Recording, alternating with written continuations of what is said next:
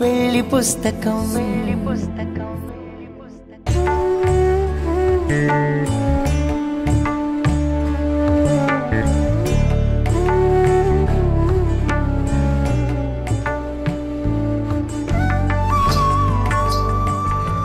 సిద్ధు, ఈరోజు నుండి సీరియస్గా ఒక డెసిషన్ తీసుకున్నాను రా. ఆఫీస్ వర్క్ ఇంట్లో చెయ్యను. మనిద్దరం ఇంతకుముందు ఎలా ఫ్రెండ్స్లా ఉండేవాళ్ళమో అలానే ఉందాం.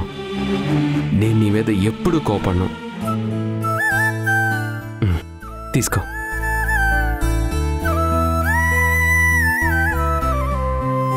ఏంట్రా ఇంకా నా మీద కోపంగా ఉందా? తీసుకో.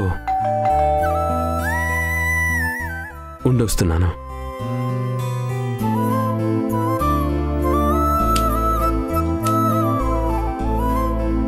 ఇది సాక్షి గారి పేరు మీద వచ్చింది. సంతకం సార్.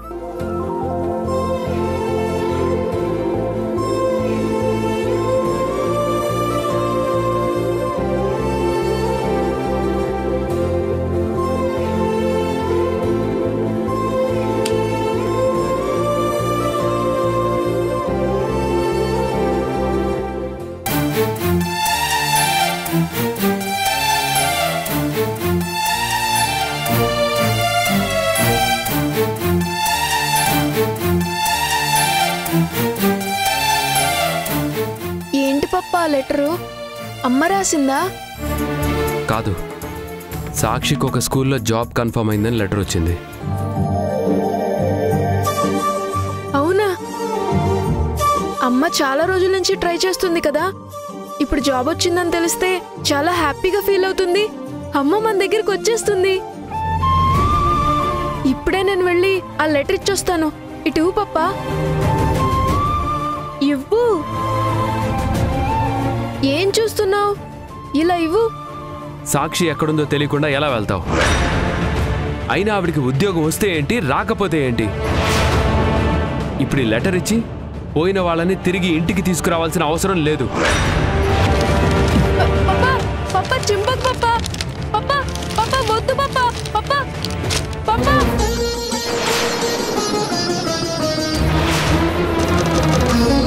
ఆ లెటర్ ఎందుకు చింపేశావు? అమ్మకి ఇవ్వాలని చెప్పాను కదా. చెప్పు, ఎందుకు చెప్పావు? చెప్పు చెప్పు. సిద్ధు, సిద్ధు,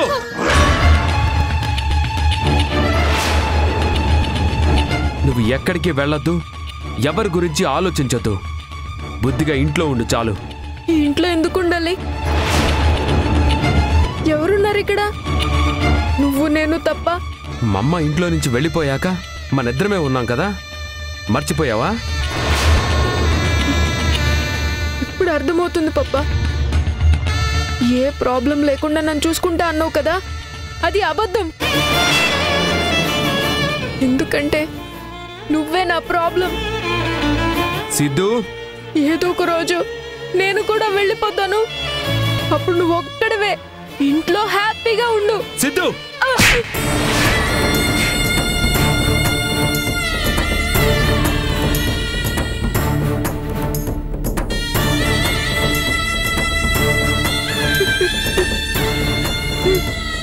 నేనెంత కంట్రోల్ చేసుకుంటున్నా నీ మాటల వల్ల కోపం ఆగటం లేదురా.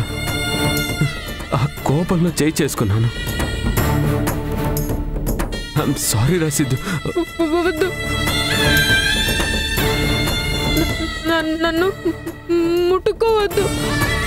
సిద్ధు, ఊళ్ళోనే నిన్ను బెస్ట్ పప్ప అనుకున్నాను, కానీ నువ్వు బెస్ట్ కాదు.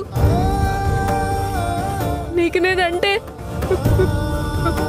ప్రేమ లేదు. అందుకే నాకు నచ్చినట్టు ఉండడం లేదు. ఏం కావాలన్నా ఇస్తానని చెప్తా, కానీ అమ్మంటే నాకు ఇష్టమని తెలిసి కూడా కోపడి బయటికి పంపించావు. అడ్డుగా వస్తే నన్ను రూమ్లో పెట్టి లాక్ చేసావు. నాకు బ్రీతింగ్ ప్రాబ్లం అని తెలిసి కూడా ఎందుకు అలా చేసావు? మా అమ్మ వెళ్ళిపోయిన తర్వాత ఈ ఇంటిని లాఫ్టర్ క్లబ్ లో ఉంచుకోవాలని మనమిద్దరం అనుకున్నాం. కానీ ఎందుకు పప్పా నన్ను ఇలా ఏడిపిస్తున్నావు? సిద్ధు సిద్ధు ప్లీజ్ రా.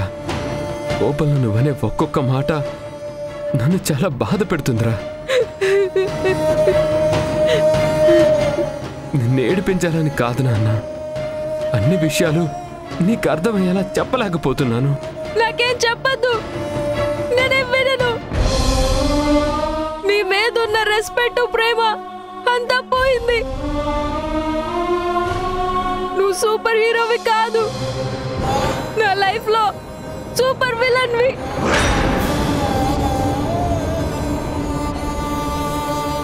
I hate you papa, I hate you.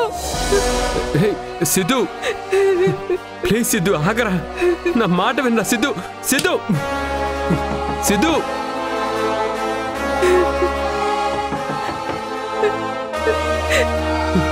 Siddhu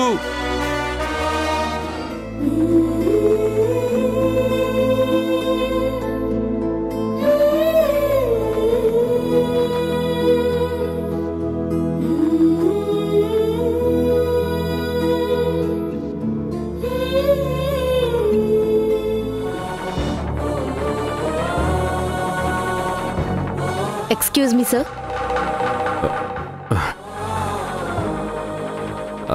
please come Nandini. కూర్చోండి. ఏంటి సార్, పర్సనల్ లైఫ్తో బిజీగా ఉన్నారా? అలా ఏం లేదు. ఎందుకలా అడుగుతున్నారు? ఏదైనా సరే టైంకి పూర్తి చేసే మీలాంటి సిన్సియర్ ఆఫీసర్ కొన్ని ముఖ్యమైన పనులు పోస్ట్ పోన్ చేస్తుంటే నాకు డౌట్ వచ్చింది. సిద్ధు ఎలా ఉన్నాడు? He's fine. అభిలాష్ దగ్గర పెరిగితే సిద్ధు ఎలా ఉండేవాడో తెలియదు, కానీ సాక్షి గైడెన్స్లో సిద్ధు చాలా బాగుంటాడు. ప్రొఫెషనల్గా టీచర్ కదా, పిల్లల్ని హ్యాండిల్ చేయడం తనకి తెలిసినంత బాగా ఎవరికీ తెలియదు.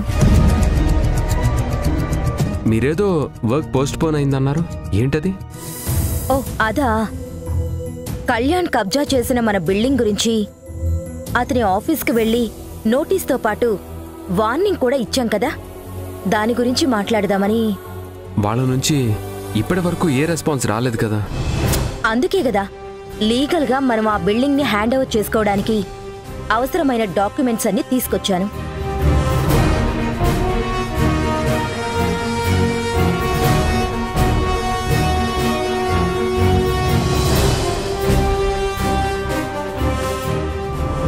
Very good, excellent work. అక్కడ ఏ గొడవ జరగకుండా కొంతమంది పోలీసులు కూడా మనతో వస్తున్నారు. ఒకసారి హరిప్రసాద్ గారికి ఇన్ఫార్మ్ చేస్తారా? వద్దండి, మనమే వెళ్దాం. అక్కడ పరిస్థితి ఎలా ఉంటుందో తెలీదు. ప్రాసెస్ అంతా పూర్తిగా చెప్తాను. ప్రాసెస్ ఏం లేదండి. కళ్యాణ్ వాళ్ళు లాక్ చేసిన ఆఫీస్ తాళం తీసి అక్కడ కళ్యాణ్ ప్రాపర్టీ బోర్డు రిమూవ్ చేసి నిహారిక కన్స్ట్రక్షన్స్ అని బోర్డు పెట్టడమే. Okay, let's go.